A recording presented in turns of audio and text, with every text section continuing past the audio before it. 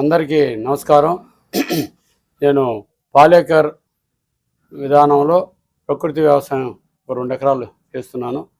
దానికి ఉపయోగించేటువంటి జీవామృతం, ఘనజీవామృతం తయారు చేసేదానికి, కషాయాలు తయారు చేసేదానికి ఈ గోమాతల ద్వారా వచ్చేటువంటి పేడ, గోమూత్రం తీసుకొని వాటి ద్వారా మనం జీవామృతం, ఘనజీవామృతం, అదేవిధంగా ఇంకా బీజామృతంలో ఉపయోగించేటువంటి ఆవు మూత్రం, పేడ ఇవన్నీ కూడా వీటి ద్వారా మనం సేకరించి తయారు చేస్తున్నాం.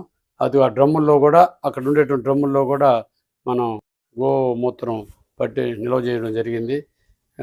ఈ ప్రకృతి వ్యవసాయం చేసేదాని కోసం మాత్రమే నేను ఒక వెనకుండేటువంటి ముందు ఆ తెల్లటి ఆవును కొన్నాను. తర్వాత దాని దూడ ఇప్పుడు ఇది ఎదిగొచ్చి ఇది కూడా మరలా ఒక పాడి దూడను ఈనింది.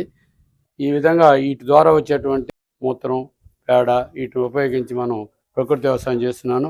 అంతేకాకుండా నాకు ఇంటికి అవసరాలకు సరిపడా ఆకుకూరలు అయితేమి, కూరగాయలు, వంగ, బెండ, చిక్కుడు, బీర, కాకర ఈ విధమైనటువంటి వీటి ద్వారా పండించి ఇంట్లో మన అవసరాలకు సరిపడా కూరగాయలు మనం పూర్తిగా ప్రకృతి ఈ పరంగానే మనం తయారు చేస్తూ కెమికల్ వాడకుండా.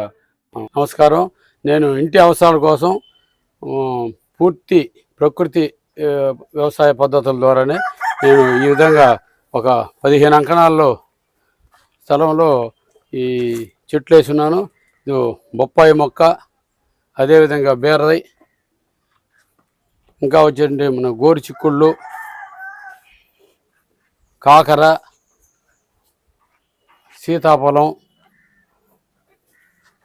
ఆకుకూరలు వచ్చేసేటువంటి గోంగూర, ఇంకా అప్పుడే మళ్ళీ మన అయిపోతే నేను మళ్ళీ ఎండబెట్టి వేస్తున్నాను. ఇక్కడ చుక్క వేసున్నాను, పాలకూర, తోటకూర వేసున్నాను. అవన్నీ అయిపోతే ఇప్పుడే మళ్ళీ విత్తనాలు పెడుతున్నాము.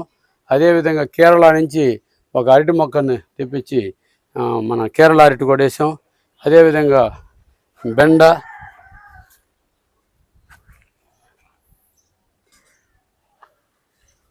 ఉదయాన్నే కాయలు కూడా కోసాము. ఒక మొక్క తెచ్చి డ్రాగన్ ఫ్రూట్ కూడా వేసాం. పోయిన సంవత్సరం ఒక 5-6 కాయలు కాసింది. ఇంతేకాకుండా మనం వంగ వేసాం.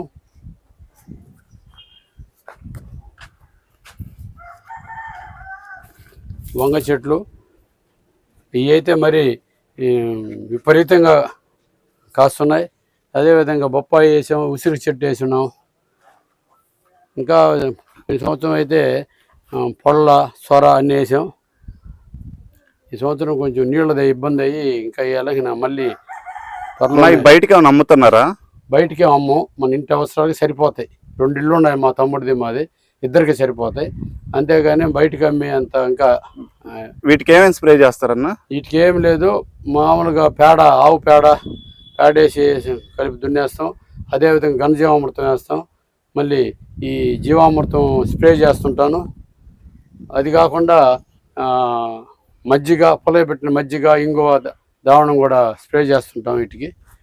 అంతేగాని మనం కెమికల్ అనేది వాడడం. కెమికల్ కూడా వేసాను. అప్పుడప్పుడు ఒక్కొక్క గెల అటు కాస్తూ ఉంటుంది. ఇప్పుడు గెల ఏదో వచ్చినట్టు మొన్న ఒకటి కోసాము, కోసి నరికేసాను. మళ్ళా ఇంకొక గెల ఒకటి వచ్చింది. మామిడి చెట్టు, పునారస మామిడి, ఇంటి అవసరాల కోసం కూరల్లోకి పనికొచ్చేటువంటిది. అదేవిధంగా ఒక బత్తాయి చెట్టు ఒకటి వేసున్నాను.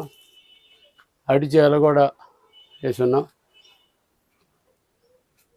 ఇంట్లో ఈ విధంగా చేసిన దానివల్ల కూడా మన ఇంటి అవసరాలకి కొంతమేర ఈ కెమికల్ లేకుండా కొంతలో కొంతైనా మనం ఆరోగ్యాన్ని కాపాడుకుందాం అనే ఉద్దేశంతో ఈ విధంగా చేస్తున్నాను. నమస్కారం అండి.